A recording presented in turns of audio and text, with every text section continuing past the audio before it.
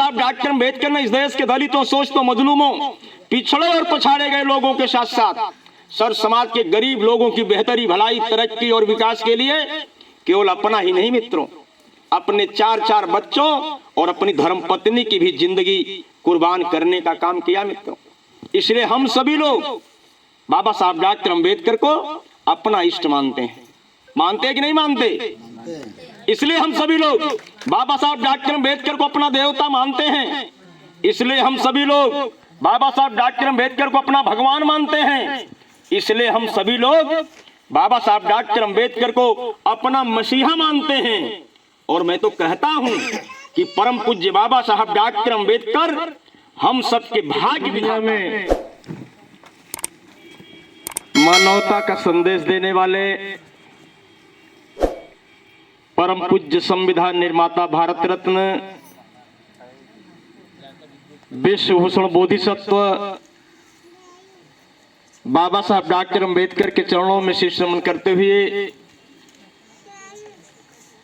Balm safe DS4 तथा Bahujan Samaj party के संस्थापक तथा इस युग के सामाजिक परिवर्तन के महानायक साहब कांसी राम साहब के चरणों में हृदय की गहराई से सच्ची श्रद्धांजलि अर्पित करते हुए बहुजन समाज पार्टी की राष्ट्रीय अध्यक्ष, संसद की शेरनी, आयरन लेडी, सामाजिक परिवर्तन की महानायिका, हम सब की आन बान शान माननीय बहन कुमारी मायावती जी की नीतियों में भरोसा रखते हुए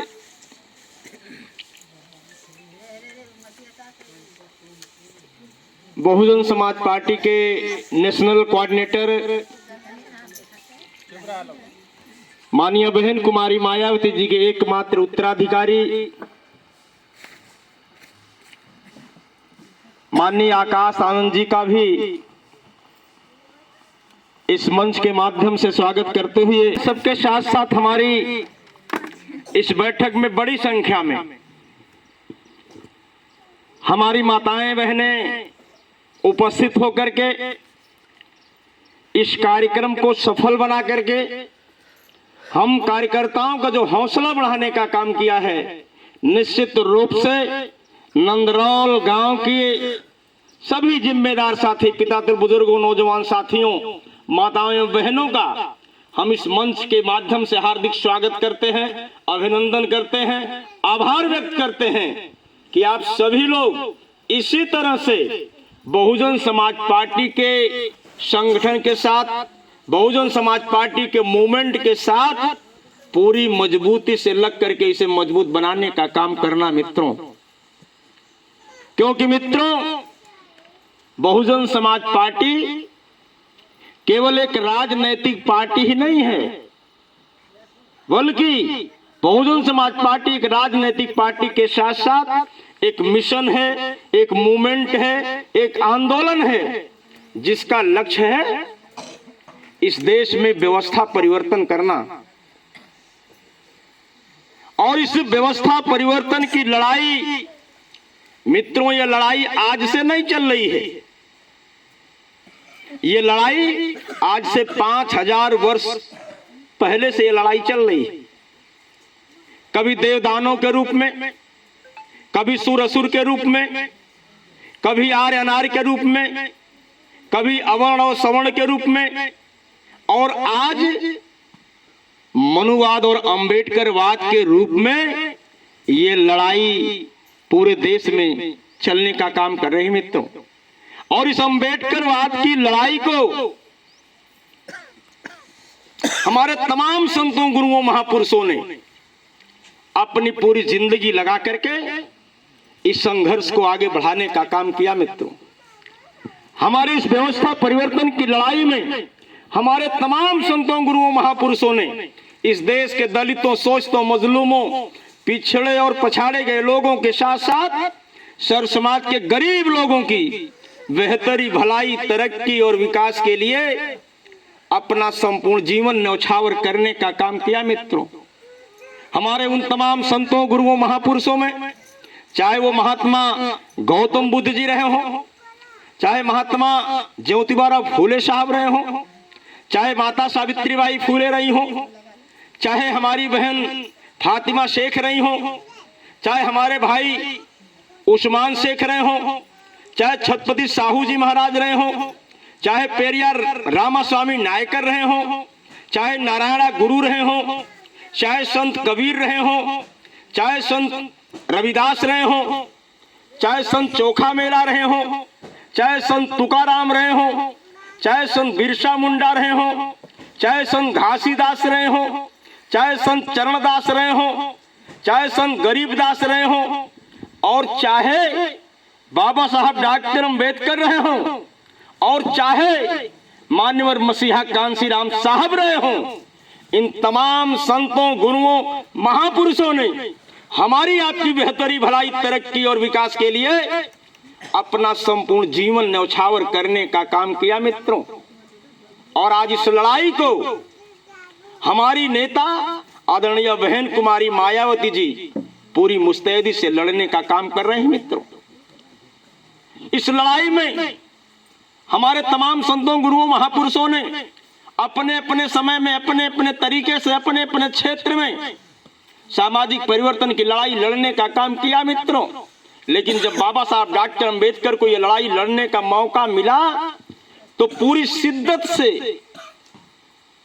बाबा साहब डॉक्टर अम्बेडकर ने लड़ाई लड़ने का काम किया। बाबा साहब डॉक्टर अम्बेडकर ने इस देश के दलितों, शोषितों, मजलूमों, पिछड़े और पछाड़े गए लोगों के साथ साथ सर समाज के गरीब लोगों की बेहतरी, भलाई, तरक्की और विकास के लिए केवल अपना ही नहीं मित्रों, अपने 4 बच्चों और अपनी धर्म पत्नी की भी जिंदगी कुर्बान करने का काम किया मित्रों। इसलिए हम सभी लोग बाबा साहब डॉक्टर अम्बेडकर को अपना इष्ट मानते हैं। मानते हैं कि नहीं मानते? इसलिए हम सभी लोग बाबा साहब डॉक्टर अम्बेडकर को अपना देवता मानते हैं। इसलिए हम सभी लोग बाबा साहब डॉक्टर अम्बेडकर को अपना भगवान मानते हैं। इसलिए हम सभी लोग बाबा साहब डॉक्टर अम्बेडकर को अपना मसीहा मानते हैं। और मैं तो कहता हूं कि परम पूज्य बाबा साहब डॉक्टर अम्बेडकर हम सबके भाग्य विधाता हैं, क्योंकि बाबा साहब डॉक्टर अम्बेडकर ने इस देश में, इस देश की जो असली बीमारी है, जो असली रोग है, जो वर्ण व्यवस्था से असला रोग है, जो जातिवादी व्यवस्था असली रोग है, उस जातिवादी व्यवस्था को बाबा साहब डॉक्टर अम्बेडकर ने इस देश में जात पात, ऊंच नीच, छुआछूत, आडंबर, अंधविश्वास, ढोंग ढकोसला जैसे जातिवादी विषैले वृक्ष की जो सिंचाई करने वाले लोग थे, जो उसकी सुरक्षा करने वाले लोग थे, जो उसकी वृद्धि करने वाले लोग थे, उस जातिवादी पेड़ को इतना झकझोरा, इस जातिवादी विषैले वृक्ष की सिंचाई करने वाले लोग, उसकी सुरक्षा करने वाले लोग हक्के बक्के रह गए। उनके पैरों तले जमीन खिसक गई मित्रों। इस देश के सामंतवादियों ने, इस देश के मनुवादियों ने, इस देश के अधिनायकवादियों ने, इस देश के रूढ़वादियों ने, इस देश के सेठ, साहूकार, धन्ना सेठों ने जिस दलित, शोषित, पिछड़े समाज को अपनी प्रॉपर्टी बना के रखा था, अपना गुलाम बना के रखा था, अपना दास बना के रखा था, लाचार, बेबस, बेचारा, बेसहारा बना के रखा था, ऐसे दलित, शोषित, पिछड़े समाज को जिंदगी के विभिन्न क्षेत्रों में मान, सम्मान, स्वाभिमान भरी जिंदगी गुजर बसर करने का अगर किसी ने मौका दिलाया तो परम पूज्य बाबा साहब डॉक्टर अम्बेडकर ने दिलाया मित्रों, किसी और ने नहीं दिलाया। इसलिए मैं कहता हूं कि काश बाबा साहब डॉक्टर अम्बेडकर पैदा न होते तो हमारे जैसे अमरजीत गौतम को बोलने का मौका नहीं मिलता, ना हमें बोलने का मौका मिलता, और ना ही आप लोगों को इस नंदरौल गांव में कुर्सी पर बैठकर सुनने का मौका मिलता। ये हमें और आपको दोनों लोगों को जो मौका मिला है वो बाबा साहब डॉक्टर अम्बेडकर के संघर्षों की बदौलत मिला है मित्र। अगर बाबा साहब संविधान न लिखते, संविधान में ये व्यवस्था न देते, तो हम अगर इस तरह से पंचायत करते बैठ करके, तो इसी गांव का जो सामंतवादी व्यक्ति है, जो बड़े लोग हैं, उनके लठैत आकर के हम सब लोगों को लठियाने का काम करते कि तुम पंचायत काहे कर रहे हो। आज हम लोग जिस गांव में पंचायत कर रहे हैं वो पंचायत कोई छोड़ छोड़ौती की पंचायत नहीं है, वो कोई डाड़ा मेड़ी की पंचायत नहीं है। आज हम सब लोग सैदपुर विधानसभा के नंदरौल गांव में पंचायत इसलिए कर रहे हैं कि इस उत्तर प्रदेश में हमारी हुकूमत कैसे होगी, इस उत्तर प्रदेश में हमारी सत्ता कैसे आएगी, इस उत्तर प्रदेश के राजपाट को हम हासिल कैसे करेंगे, हम इसके लिए पंचायत करने का काम कर रहे हैं मित्रों।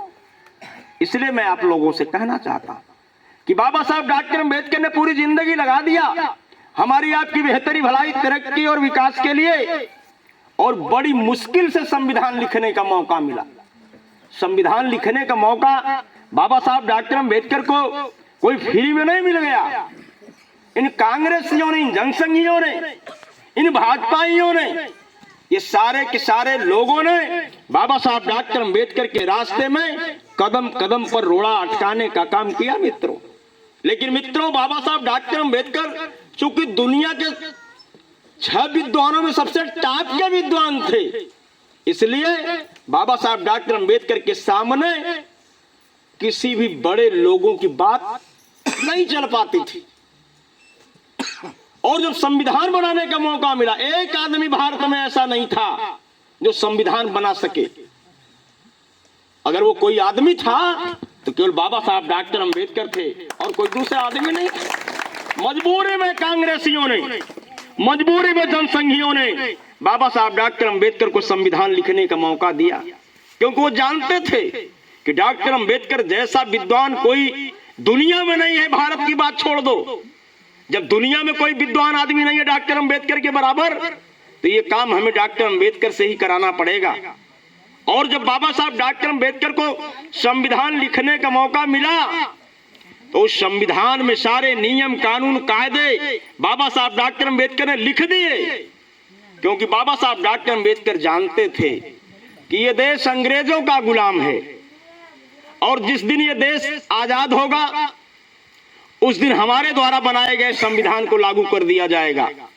और जब संविधान लागू हो जाएगा तो इस देश के गरीबों को, इस देश के दलितों को, इस देश के शोषितों को, इस देश के पिछड़ों को उनका हक और अधिकार मिल जाएगा।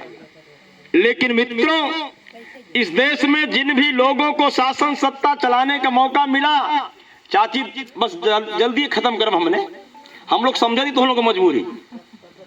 भाई इन लोगों की बड़ी जिम्मेदारी है ना, अभी घर जाएंगी, ये बच्चों को भी खाना खिलाना है, उधर जानवर भी घर पर हैं तो उन लोगों को भी चारा पानी देना है, फिर शाम को जानवरों के लिए भोजन की व्यवस्था करना है, अपने लिए भी व्यवस्था करना है। क्यों भाई? इसलिए हमारी माताओं बहनों के जिम्मे काम बहुत होता है। लेकिन मित्रों, मैं कहना यह चाह रहा था कि बाबा साहब डॉक्टर अम्बेडकर ने तो संविधान लिख दिया, लेकिन इस देश में जिन लोगों को संविधान चलाने का मौका मिला वो सभी लोग बाबा साहब डॉक्टर अम्बेडकर के विरोधी लोग हैं। वो सभी लोग इस देश के गरीबों के विरोधी लोग हैं। इस देश में कांग्रेस और बीजेपी के लोगों को देश की शासन सत्ता चलाने का मौका मिला। आजादी के इन 76 सालों में, आजादी के इन 76 सालों में कांग्रेस और बीजेपी को देश की शासन सत्ता चलाने का मौका मिला मित्रों। और ये कांग्रेस और बीजेपी दोनों, भारतीय जनता पार्टी और कांग्रेस, ये दोनों बाबा साहब डॉक्टर अम्बेडकर की विरोधी पार्टियां हैं। ये दोनों पार्टियां इस देश के गरीबों की विरोधी पार्टियां हैं। इसीलिए बाबा साहब डॉक्टर अम्बेडकर के संविधान को लागू नहीं किया। इसलिए मैं कहना चाहता हूं कि अगर कांग्रेस और बीजेपी के लोगों ने बाबा साहब डॉक्टर अम्बेडकर के संविधान को लागू कर दिया होता, अगर कांग्रेस और बीजेपी के लोगों ने बाबा साहब के संविधान को लागू करके इस देश के गरीबों का मान सम्मान स्वाभिमान सुरक्षित कर दिया होता, यदि कांग्रेस और बीजेपी के लोगों ने बाबा साहब के संविधान को लागू करके इस देश के गरीबों का हक और अधिकार दे दिया होता तो फिर साहब कांशीराम साहब को बहुजन समाज पार्टी बनाने की जरूरत नहीं पड़ती। ये मित्रों, साहब कांशीराम साहब को बहुजन समाज पार्टी बनाने की जरूरत इसलिए पड़ी कि हमारे बाप दादाओं ने जिस संविधान को लिखा, हमारे खून खानदान के लोगों ने जिस संविधान को लिखा, उस संविधान को कांग्रेसी भाजपाई लागू नहीं किए। इसलिए हम बहुजन समाज पार्टी बना रहे हैं और बहुजन समाज पार्टी बना करके बहुजन समाज पार्टी को हम देश और प्रदेश में इतनी बड़ी पार्टी बनाने का काम करेंगे, इतना बड़ा वटवृक्ष बनाने का काम करेंगे कि देश और प्रदेश की सत्ता अपने हाथों में लेने का काम करेंगे। और जब देश की सत्ता हमारे हाथ में आ जाएगी तो हम अपने बाबा द्वारा बनाए गए संविधान को लागू कर देंगे। और जब संविधान लागू हो जाएगा तो इस देश का दलित, इस देश का शोषित, इस देश का पिछड़ा, ये सभी लोगों को सारा का सारा अधिकार मिल जाएगा। ये चिंतन करने की बात है मित्रों। जब ये देश गुलाम था तो सारे लोग गुलाम थे। इस देश के जो अपर कास्ट के लोग हैं वो लोग भी गुलाम थे। लेकिन देश आजादी के बाद ऐसी कौन सी परिस्थिति पैदा हो गई कि इस देश का शेड्यूल कास्ट, उसके पास 1 इंच जमीन नहीं है, और इस देश जो अपर कास्ट के लोग हैं उनके पास सैकड़ों बीघे जमीन। ये बाबा साहब डॉक्टर अम्बेडकर ने संविधान में व्यवस्था देने का काम किया था कि जिसके पास 3.5 एकड़ से ज्यादा जमीन होगी वो जमींदारी प्रथा का उन्मूलन करा करके उससे जमीन निकाल करके इस देश में जो भूमिहीन लोग हैं, जो गरीब लोग हैं, जिनके पास जमीन जायदाद नहीं है, उनको जमीनें दी जाएंगी। ये बाबा साहब डॉक्टर अम्बेडकर ने व्यवस्था देने का काम किया मित्रों। लेकिन मित्रों, जिनको देश चलाने का मौका मिला, जिनकी सरकार बनी, वो सभी लोग भारतीय संविधान को लागू नहीं किए। इसलिए हमारी आपकी ये दशा है मित्रों। लेकिन धन्य है साहब कांशीराम साहब, जिन्होंने बीएसपी बनाया और बीएसपी बना करके हमारे अपने लोगों को समझाने का काम किया कि बीएसपी क्यों हमने बनाई, बीएसपी करना क्या चाहती है। साहब कांशीराम साहब ने समझाया कि इस देश में जो गिरे हुए लोग हैं और जो गिराए गए लोग हैं उनको चलने लायक बनाना है। इस देश में जो गिरे हुए लोग हैं और जो गिराए गए लोग हैं उनको चलने लायक बनाना है। और सिर्फ चलने लायक नहीं बनाना है, बल्कि इतना चलने लायक बनाना है कि इस देश की शासन सत्ता चला सके, इतना चलने लायक बनाना है। और ये काम साहब कांशीराम साहब ने केवल कहा नहीं बल्कि करके दिखाने का काम किया मित्रों। ये तो धन्य है उत्तर प्रदेश के लोग कि पंजाब की धरती पर पैदा होने के बाद भी साहब कांशीराम साहब ने उत्तर प्रदेश की सरजमी को अपनी कर्म भूमि बनाने का काम किया। और बाप 4200 किलोमीटर साइकिल चला करके पूरे देश के दलित शोषित पिछड़ों को जगाने का काम किया। इसी तरह से छोटी छोटी बैठक करके साहब कांशीराम साहब ने अपने समाज के लोगों को जगाने का काम किया। जो अधिकार बाबा साहब डॉक्टर अम्बेडकर ने दिया था आपको, वोट का अधिकार, भले ये वोट का अधिकार सबको नहीं था मित्रों, ये वोट का अधिकार जो बाबा साहब डॉक्टर अम्बेडकर ने दिया था हम सब लोगों को, इस वोट के महत्व को बाबा साहब डॉक्टर अम्बेडकर समझा नहीं पाए थे। क्योंकि बाबा साहब डॉक्टर अम्बेडकर ने इतना संघर्ष किया था, इतनी मेहनत किया था कि कम उम्र में ही, लगभग 65 साल की उम्र में ही बाबा साहब डॉक्टर अम्बेडकर हम सब लोगों को छोड़ करके चले गए। वोट के अधिकार को समझा नहीं पाए, वोट के महत्व को बता नहीं पाए। लेकिन साहब कांशीराम साहब जो हमारे दूसरे महापुरुष हैं, उन्होंने बाबा साहब डॉक्टर अम्बेडकर के उस अधूरे काम को पूरा करने के लिए आगे काम करना शुरू किया। और छोटी छोटी बैठक करके इसी तरह से अपने समाज के लोगों को समझाने का काम किया, बताने का काम किया। और कहा समाज के लोगों को, संकल्प दिलाया, तैयार दिलाया साहब ने, समझाया अपने लोगों को, कहा कि ऐ मेरे बहुजन समाज के लोगों, ऐ मेरे दलित समाज के लोगों, ये वोट हमारी इज्जत है।